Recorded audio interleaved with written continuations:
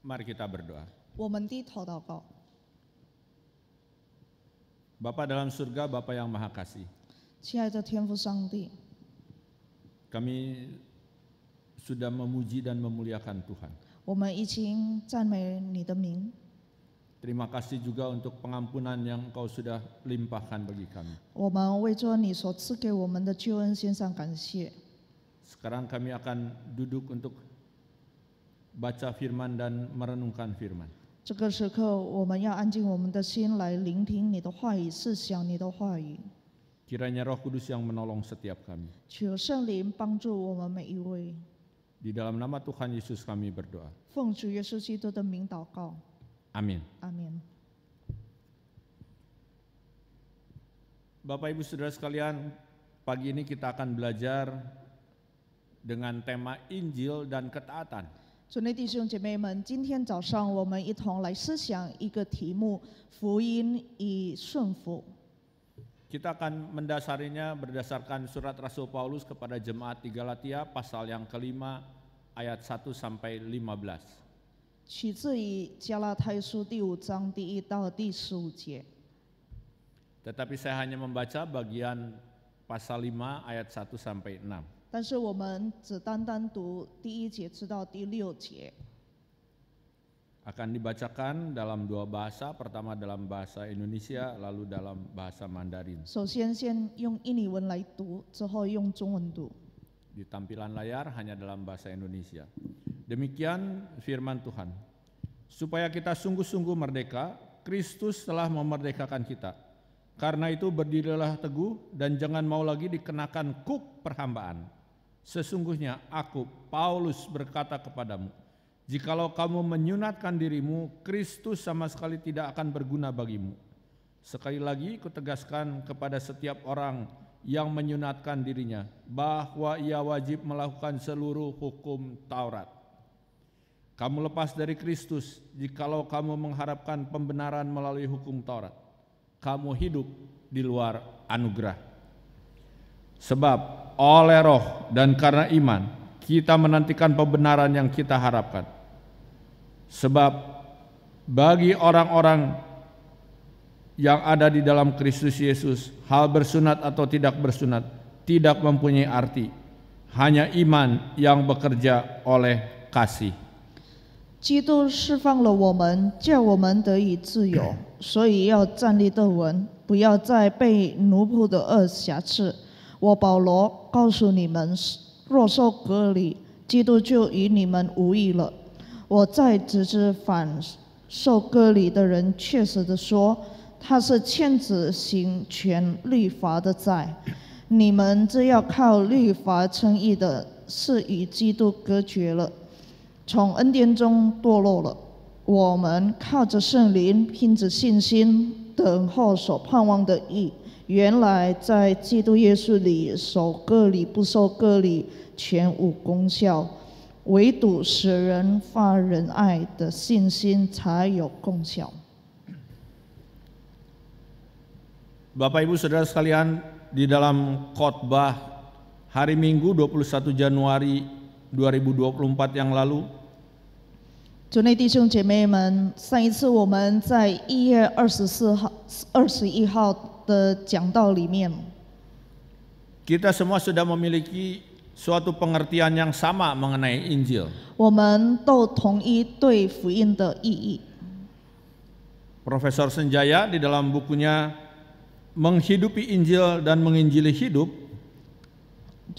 beliau menyampaikan bahwa yang dimaksud dengan Injil adalah berita menggemparkan penuh sukacita bahwa Allah memperbaharui seluruh ciptaan, termasuk kita juga melalui kematian dan kebangkitan Kristus. 圣家亚博士在他所写的书《活出福音与向生命传福音》的那本，就说到，福音是充满喜乐又惊动的信息，因为上帝借着基督的死与复活，更新了一切受造之物，包括我们在内。 Masih melanjutkan pembahasan mengenai Injil, pagi ini kita akan bersama memahami dan mendalami mengenai ketaatan dan kaitannya dengan Injil. 今天早上我们要继续来思想福音与顺服的关联。 Apakah ketaatan itu bertentangan atau berlawanan dengan berita Injil atau tidak? 到底顺服与福音是相对还是一起的呢？ Unsur apa yang menjadi motivasi untuk taat kepada Tuhan? 那么到底是什么样的动机让我们顺服于上帝呢？ Apakah betul yang menyebabkan setiap kita taat kepada Tuhan adalah karena kasih kepada Tuhan dan bersukacita untuk setiap kebaikan-kebaikan Tuhan? 我们是否因为上帝的拯救以及上帝对我们的爱，让我们感到喜乐而顺服于他呢？ Bapak Ibu berbicara mengenai motivasi, saya hendak menyampaikan pendapat dari dua tokoh. 讲到动机的话，我要提到两个人物，他们所表达对动机的意思。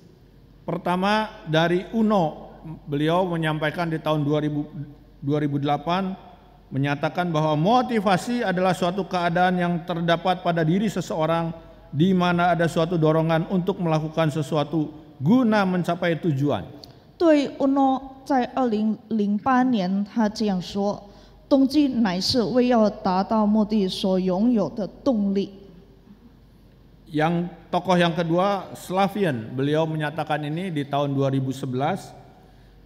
Motivasi adalah suatu yang menyebabkan Anda melangkah, membuat Anda tetap melangkah, dan menentukan kemana Anda mencoba melangkah.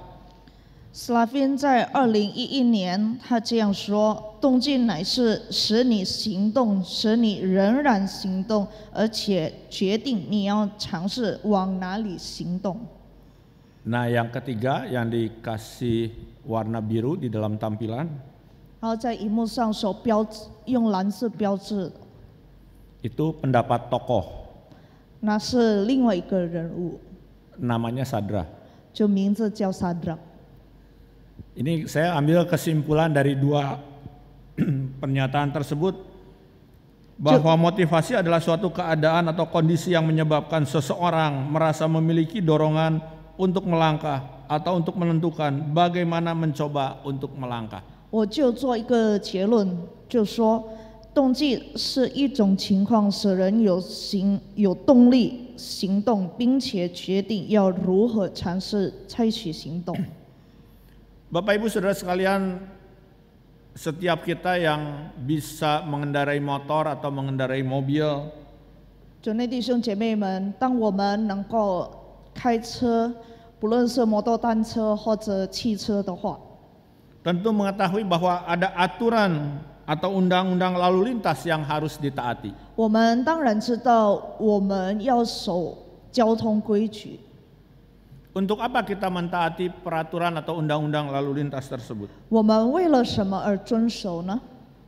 Mungkin ada yang menjawab, oh supaya tertib, supaya tidak celaka.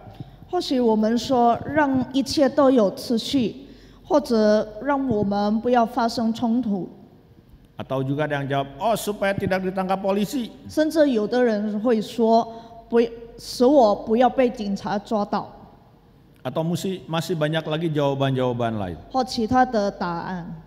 Semua jawaban-jawaban itu adalah untuk menunjukkan motivasi dari setiap kita ketika mentaati aturan atau undang-undang lalu lintas tersebut. 以上的答案都是表示我们在遵守交通规矩的动机。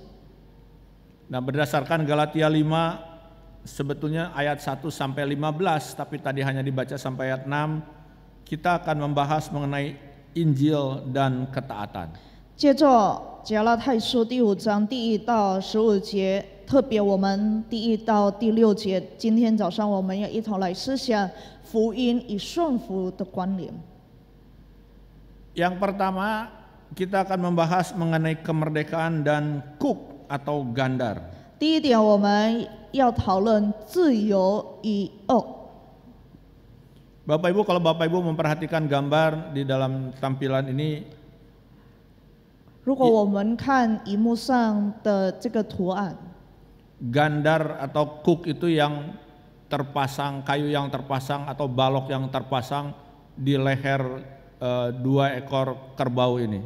这那个轭就是夹在这2条牛身上的那个木具， Dipasang kuk supaya kedua binatang ini bisa berjalannya kecepatannya sama, mempunyai kekuatan yang sama. 让他们这2条牛就是可以一起并行，而且有同样的出力。 Biasanya kalau bekerja di ladang atau menarik beban. 平常他们就是在耕种的时候会使用这个木具。 Di dalam perjanjian lama masalah kuk atau gandar ini juga dibahas. 而且在旧约当中也提到了关于轭的问题。 Saya tidak ada gambarnya, tetapi mari kita membayangkannya bahwa yang dimaksud kuk atau gandar itu adalah timbangan atau neraca, kayak timbangan emas yang kecil itu. 虽然我没有放出图案，但是我们一起来想象，这个轭就好像我们金条的那个天平。 Timbangan itu dipakai untuk menentukan berapa harga barang yang akan dijual itu. 用天平来决定它的东西以它适当的价钱。 Dalam pengertian kiasan, kuk atau gandar ini sering dipakai untuk melambangkan perbudakan. 常常轭也表示了对一个人的重担， Melambangkan ketundukan yang terpaksa kepada penguasa. 而且也勉强某一个人要顺服于掌权者。 Kalau Bapak Ibu lihat di gambar, itu para budak itu lehernya diikat satu dengan yang lain. 如果看这个图案，我们就看那些奴隶，他们脖子上就被绑一条绳子。 Bapak Ibu, di perjanjian lama juga ada contoh mengenai kuk atau gandar ini. 另外，在旧约当中也是有一个关于轭的例子。 Diberitakan ketika Salomo meninggal dan digantikan oleh Rehabeam anaknya. 当所罗门王他去世之后，有罗波安他的儿子上位。 10 suku Israel di utara menuntut raja baru. 然后在以色列的北方10个民族，他们就是同意，对他的儿子就说， Ceritanya demo gitu. 就他们在那里示威， Apa yang dituntut? 到底他们要求什么？ Yang dituntut adalah supaya pekerjaan dan pajak membangun proyek itu diringankan. 他们求罗波安减轻他们一切的债务。 Karena pajak dan pekerjaan di proyek itu ketika masa itu merupakan suatu beban yang tidak terkira. 因为当时他们所要还清的税务是那样的重。 Gagasan tentang berada di bawah kuk atau di gandar ini yang dimaksud adalah terlihat sangat bertentangan dengan kemerdekaan yang Paulus sedang desak ke atas saudara-saudara di Galatia. 受到恶的瑕疵，与保罗所提到的自由是相反的。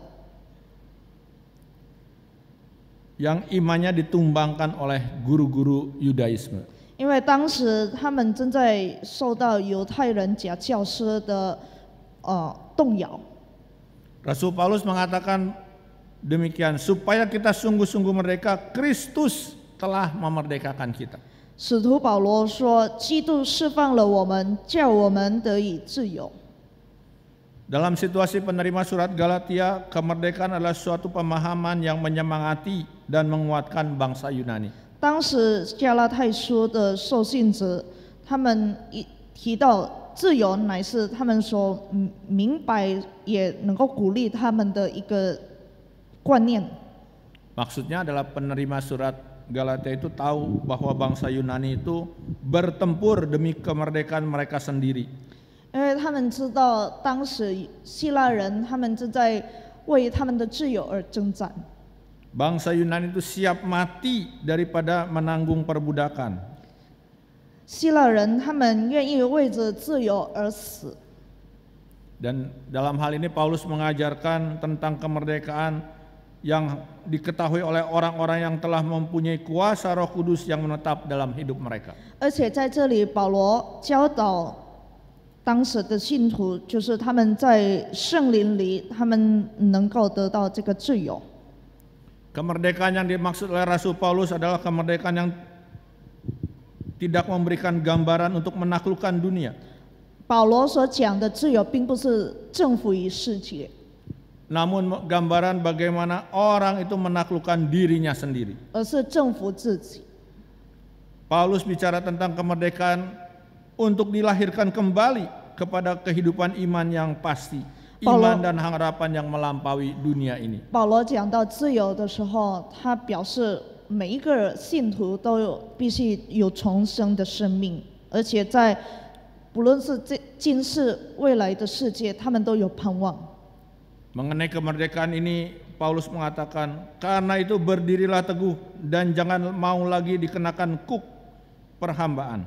所以保罗讲到自由的时候就说：“所以沾离的文不要再被奴仆的恶辖制。” Ketika Paulus menyampaikan surat ini, jemaat di Galatia itu juga dibimbangkan oleh ajaran-ajaran dari guru-guru Yudaisme. 因为当时在加拉太的信徒们，他们受到假教师的动摇， Oleh karena itu kuk atau gandar perhambaan yang dimaksud oleh Rasul Paulus adalah mengenai hukum Taurat. 所以在这里讲到这个恶，乃是律法所教导的一切。 Kuk atau gandar hukum Taurat telah diletakkan di atas Israel oleh Musa di Gunung Sinai. 之前摩西在西奈山就已经把这个恶辖在以色列民身上。 Oleh karena itu orang-orang yang bukan Yahudi dan menjadi percaya kepada Kristus, hukum Taurat ternyata menjadi sumber pertengkaran. 所以非犹太人当他们信了主之后，他们就把这个自由和恶就变成一个冲突的根源。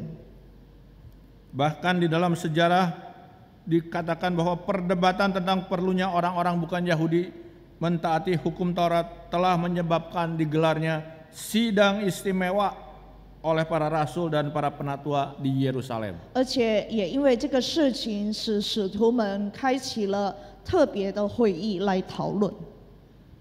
Itu adalah kuk dalam bahasa Petrus, tidak dapat dipikul baik oleh nenek moyang kita maupun oleh kita sendiri, yang ditulis oleh Kisah Para Rasul 15 ayat 10. 这就是彼得所谓的要把我们祖宗和我们所不能负的恶放在门徒的经头上。 Bapak Ibu Saudara sekalian, jemaat di Galatia tidak dengan sungguh-sungguh hidup sesuai dengan Injil yang sudah Paulus sampaikan. 加拉太信徒并没有好好的按照保罗所教导的生活， Mereka masih taat sedemikian rupa pada hukum Taurat. 他们仍然遵守摩西律法所教导的。 Padahal mereka juga sudah menikmati hidup di dalam hukum kasih daripada Tuhan. 虽然他们已经得到了上帝的恩典，并且活在当下。 Hal ini menunjukkan bahwa orang-orang percaya tersebut masih belum memahami dengan benar kemerdekaan dalam Kristus. 所以这表示信徒还不真正明白到底在基督里的自由是什么意思。 Untuk lebih memahami apa yang baru saja sampaikan, saya akan beri contoh dengan situasi kita sekarang ini. 我用现在我们所面对的情况做个例子。 Masa kini masih banyak orang Kristen melakukan ketaatan terhadap firman karena takut tidak dapat berkat. 今天有不少的基督徒，他们顺服于上帝的话语，是怕受到惩罚。 Taat kepada firman karena takut Tuhan Allah marah. 他们顺服于律法，是怕上帝会发怒。 Selain itu orang-orang Kristen yang ada juga yang menyikapi kemerdekaan yang diperolehnya itu dengan makna yang berbeda. 另外，有许多的基督徒，他们认为已经自由了，而且随随便便的用了他们的自由， Dengan makna kebebasan untuk memuaskan keinginan daging atau nafsu lahiriah. 他们认为他们已经得着了自由，而且他们就放纵情欲， Dan tindakan-tindakannya menjadi batu sandungan bagi orang-orang lain. 而且使别人跌倒。Sebagai orang percaya pada dasarnya harusnya menerapkan kemerdekaan itu untuk melayani seorang akan yang lain dengan kasih. 其实我们得到自由是为了服侍别人。 Bapak Ibu, hal yang kedua yang ingin saya sampaikan setelah mengenai kuk atau gandar perhambaan.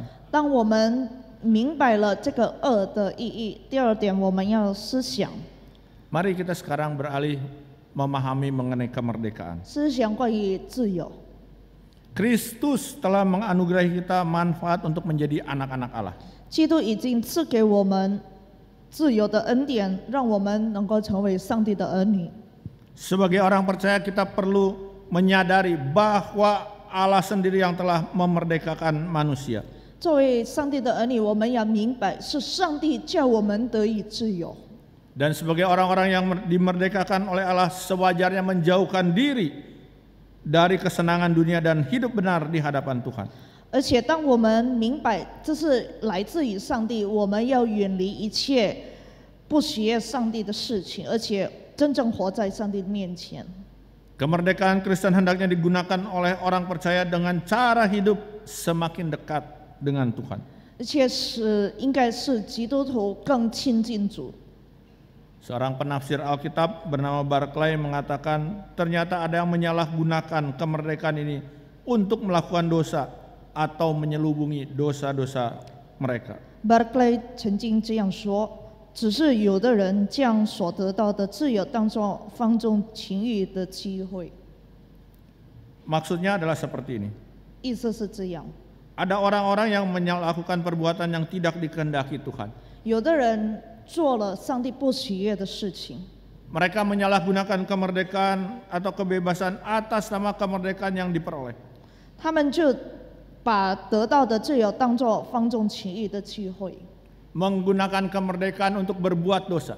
他们就当作可以犯罪的机会。 Banyak orang percaya yang sudah dimerdekakan tetapi tidak mau menggunakan kemerdekaan itu untuk bertumbuh atau menjadi lebih baik. 他们不愿意把自由的这个身份当作要保持圣洁的生活。 Bapak Ibu Saudara sekalian, 主内弟兄姐妹们， orang-orang yang sudah dimerdekakan dari kuk atau gandar hukum dosa biasanya disebut sebagai orang beriman.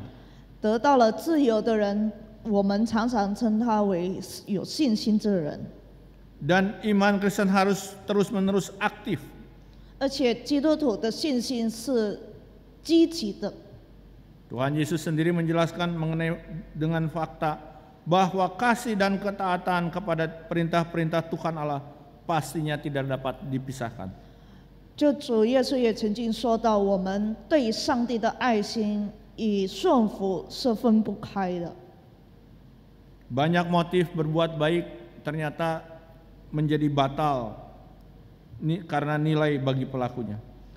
就常常有的人，他们因做各种各样的动机而顺服于上帝，使他们感到失败。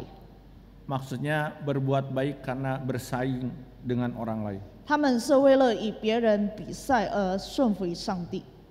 Berbuat baik untuk menyombongkan diri.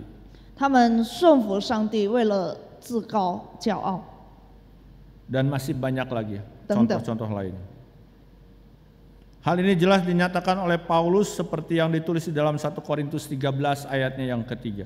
就如同保罗在格林多前书13章第3节就说到， Paulus mengatakan demikian, sekalipun aku membagi-bagikan segala sesuatu yang ada padaku, bahkan menyerahkan tubuhku untuk dibakar, tetapi jika aku tidak mempunyai kasih, sedikit pun tidak ada faedahnya bagiku. 我若将所有的周济穷人，又使己身叫人焚烧，却没有爱，仍然与我无益。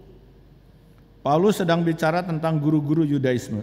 保罗在这里提到关于犹太人的假教师， Mereka membujuk orang-orang Kristen di Galatia bahwa ketaatan kepada Injil tidak cukup.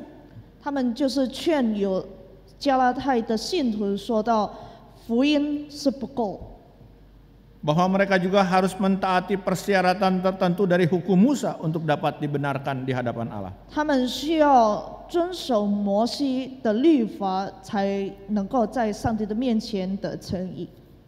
Mengenai hal ini Paulus mengatakan mengenai kebenaran itu menyiratkan perbedaan yang tajam antara hukum Taurat dan Injil sebagai dasar iman dan praktek orang Kristen. 在这段经文，当保罗提到真理的时候，是与那些摩西律法做个区别。 Orang Kristen Yahudi jemaat di Galatia telah dibebaskan dari beban hukum yang lama. 在加拉太信徒当中，有的是犹太人，他们已经得释放， Dan tidak menjadi batu sandungan bagi orang lain. 而且不要使他们成为别人跌倒。 Maka Paulus mendesak agar para jemaat di Galatia itu tidak membiarkan diri mereka diikat oleh hukum yang lama itu. 所以保罗就劝他们不要被那些恶再一次辖制。 Untuk hal ini saya ingin memberi contoh meskipun tidak ada di naskah khotbah. 在这里我要举个例子， Saya sudah pernah cerita di kebaktian doa yang baru lalu. 我曾经在刚刚过的祷告会说到， Sekali waktu di Seminari Alkitab Asia Tenggara kedatangan tamu dari Israel. 曾经在圣道神学院的时候来几位客人来访， Tamu ini memang betul-betul seorang rabi 而且他们是个拉比。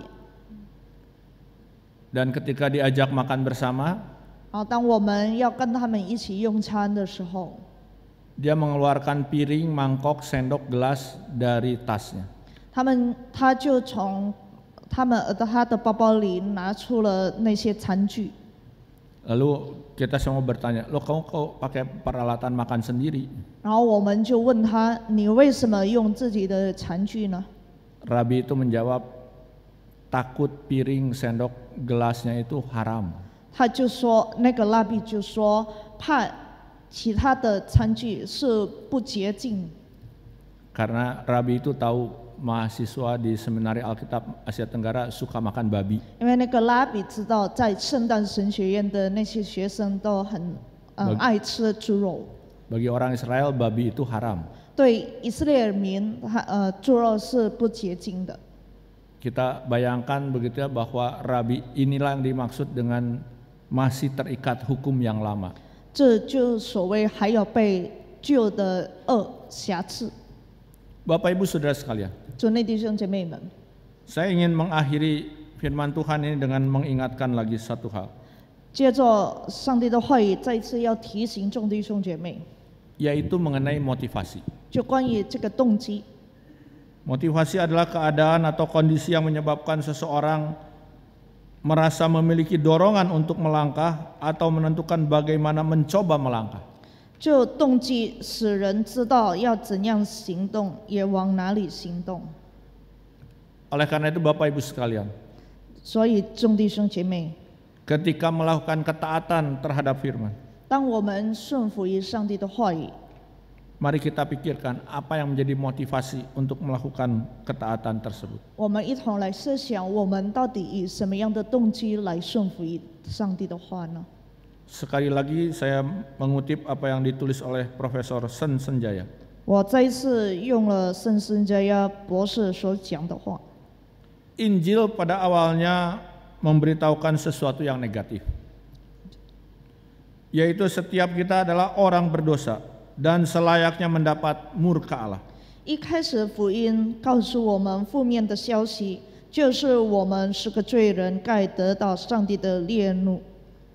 Tetapi berita itu tidak berhenti di situ. Injil menyatakan bahwa Kristus telah rela menderita dan mati untuk menggantikan setiap kita mendapatkan murka Allah. 但是不仅如此，福音也表示基督愿意为我们受苦受死，代替我们接受上帝的烈怒。 Kristus telah mengalahkan maut yang merupakan upah dosa melalui kebangkitannya. 基督借着他的复活，胜过了死亡的权势。 Satu ayat terakhir di dalam firman Tuhan hari ini. 就今天最后的一个经文， Mari kita mengingat ayat ini, 1 Yohanes 5 ayat 3. Sebab inilah kasih kepada Allah, yaitu bahwa kita menuruti perintah-perintahnya. Perintah-perintahnya itu tidak berat. 在约翰一书第5章第3节说到，我们遵守上帝的诫命，这就是爱他了，并且他的诫命不是难守的。 Bapak Ibu, jangan jadikan ketaatan itu menjadi kuk atau menjadi gandar atau menjadi beban. 我们不要把那个顺服，把它成为我们的恶，或者成为我们的重担。 Tetapi mari kita melakukan ketaatan karena kita bersuka cita. 而是因为我们感到喜乐而顺服于他， Bersuka cita dan rasa syukur kepada Tuhan. 对上帝感谢的表达。 Tuhan yang sudah membuktikan kasih-Nya dengan menggantikan posisi kita menanggung murka Allah. 上帝接着代替我们受死受苦，而让我们表达这份心意。 Amin. 阿明。 Mari kita berdoa. 我们一同来祷告。 Bapa dalam surga, Bapa yang Maha Kasih. 亲爱的天父上帝， Biarlah ketika kami hari ini belajar keterkaitan Injil dengan ketaatan. 当我们今天学到了关于福音与顺服的关联的时候， Sekali lagi kami diingatkan supaya kami taat kepada Tuhan itu bukan karena takut tidak mendapat berkat. 主啊，你再次提醒我们要顺服于你，不是为了要得到你的祝福。 Kami taat karena kami bersuka cita dan bahagia karena berita Injil itu. 而是因为福音所带给我们的消息而喜乐。 Terima kasih Tuhan. 感谢主， Dalam nama Tuhan Yesus kami berdoa. 奉主耶稣基督的名祷告。 Amin.